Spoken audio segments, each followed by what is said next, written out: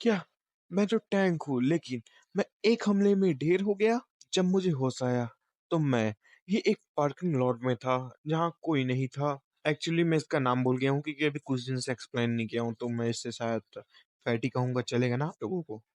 Fatty देखता है कि वो जो हमला कर रहा होता है, वो अगले पल में वहां से गायब हो गया होता है। तेजी से आगे आके उसके पेट पे हमला करता है। फैटी मन में सोच रहा होता है, ये जो पर्सन है यहाँ, इसकी जो स्पीड है वो लॉट से भी ज्यादा है। और फैटी को वो दूर में थ्रो कर देता है, यानी फेंक देता है। वो अपने एबिलिटी का इस्तेमाल करते हुए एक फोर्स बनाने लगता है, जिसके कारण जो फैटी है वो टर्न अराउंड होता है, यानी घूम जाता है। वो और स्पीड में दीवार के पास टकराने के लिए जाने लगता है। तभी फैटी को कुछ चीज नोटिस होती है। वो अपनी ताकत लगा के उस इनविजिबल शॉट से बच जाता है। ये देख के वो जो पर्सन है जो हमला कर रहा होता है, वो सोचने लगता है, क्या आखिरकार उसने मेरे गायब वाले ब्लेड को कैसे ढूंढ दिया। हालांकि मुझे यहाँ कुछ चीज दिख नहीं रही, लेकिन मुझे माना का फ्लक्चुएशन यहाँ से कुछ दिखा है। इन सब के अलावा वो जो था, उसने इस साइड कोई मैजिक कास्ट किया था, तो ये कोई ऐसे ही तो नहीं हो सकता। मुझे संभल के रहना चाहिए। वैसे भी जो लॉर्ड हैं उन्होंने मुझे पहले भी एक बार ट्रिक कर चुका है। फैटी को मारने के लिए आगे आता है और कहने लगता है, तुम्हारा किस्मत अच्छा है कि तुम बच गए। फैटी उसके हमले को डॉज करते हुए, इसके कारण वहां के दीवार पे उसका हमला लगता है, जिसके कारण वहां क्रैक आ जाता है। अपने हमलों से बचता देख वो फैटी को अपने किक से मारने लगता है। इस बार जो फैटी है वो उसके हमले को डॉच नहीं कर पाता, और उसका जो पैर है उसके सर पे जाके लगता है, जिसके कारण जो फैटी है वो दूर फेंका जाता है।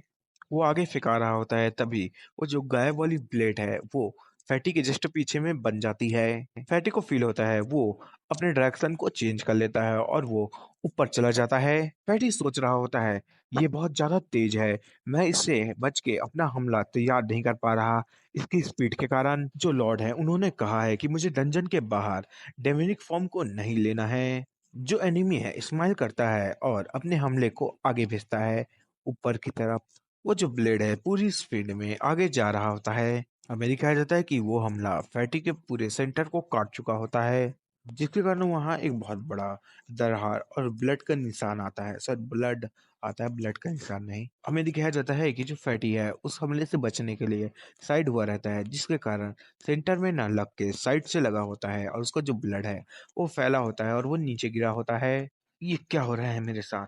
यहाँ तक कि मैं इससे लड़ नहीं पा रहा, और जो लॉर्ड का फ्रेंड है मैं उसे बचा नहीं पा रहा। हमला करने वाला आगे आ जाता है और कहने लगता है, मुझे पता नहीं कि तुम मेरे हमले से कैसे डॉज किए। तुम्हें जान लेना चाहिए कि जो मेरे छुपे हुए ब्लेड है वो एक जगह नहीं रहते। तभी फैटी के सामने सिस्टम विंडो खुलता है। जो हमला करने आया होता है वो कहने लगता है, मर जाओ।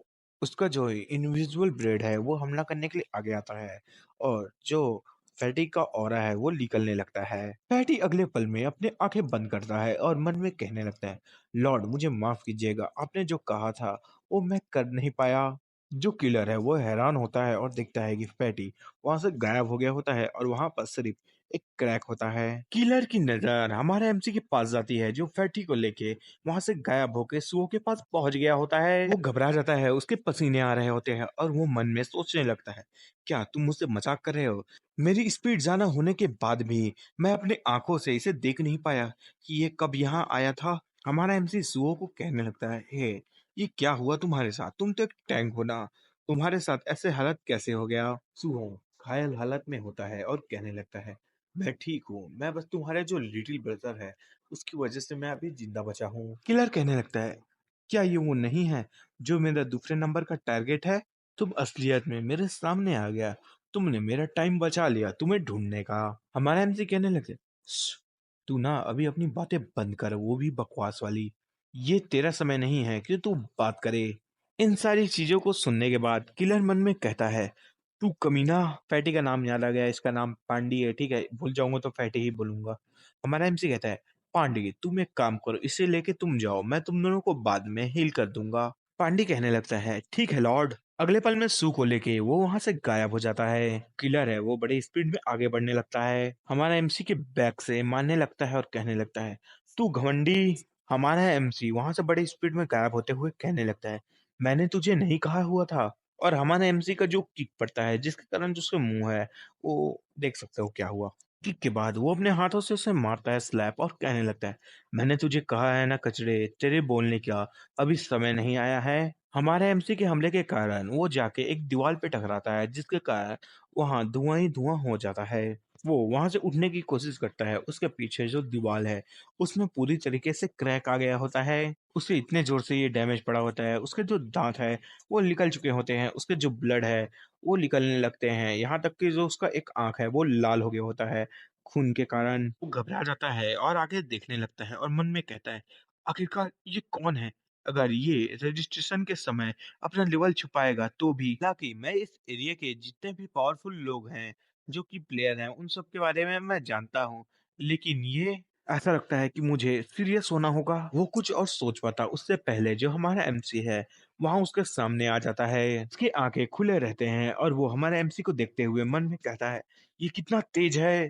ट्रीपी स्माइल करने लगता है और मन में कहता है, तूने ऐसा करके मेरे ट्रैप में अपना कदम रख लिया। हमारे एमसी के पैर के पास जो गायब वाले डैगर है वो जाने लगते हैं, वो हमारे एमसी के पैर को लगने ही वाले होते हैं।